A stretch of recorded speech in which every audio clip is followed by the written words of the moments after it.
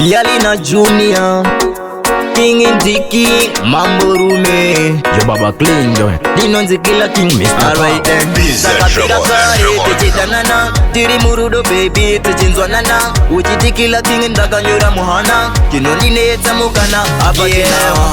Wakandivimbisa ndichauya, wakandivimbisa ndichauya, wakandivimbisa ndichauya. Asini ndaneta, wakandivimbisa ndichauya, wakandivimbisa ndichauya, wakandivimbisa ndichauya. Asini ndaneta, unoziva nguva yareba, mudi wainini ndakagumirira, handizive pamwe ndakatorerwa, pamwe ingano idzi dzandikutaura. Mr. Power mwana ndaimuda, zvese zvaida ini ndaimupa, that's why song ndamuyimbira, pamwe kwariko kwangandiyeukawo. Wakandivimbisa ndichauya, wakandivimbisa ndichauya, wakandivimbisa ndichauya.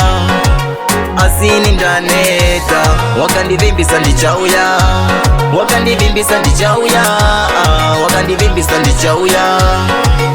Asini ndaneta, takapira kare techidanana, tiri murudo baby techinzwanana, Uchiti Killer King ndakanyura muhana, Kinondinetsa mukana apachina.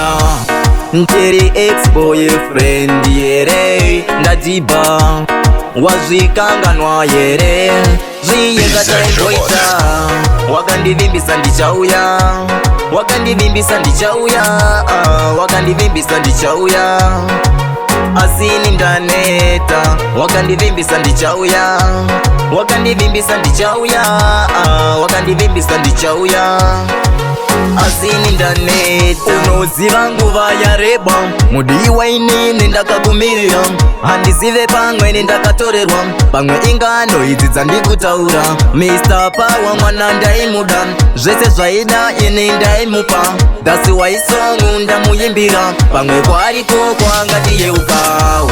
Wakandivimbisa ndichauya, wakandivimbisa ndichauya, wakandivimbisa ndichauya.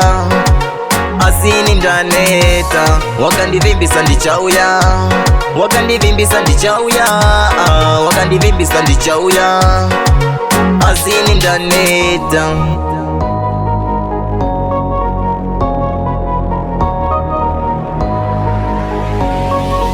BZ Records.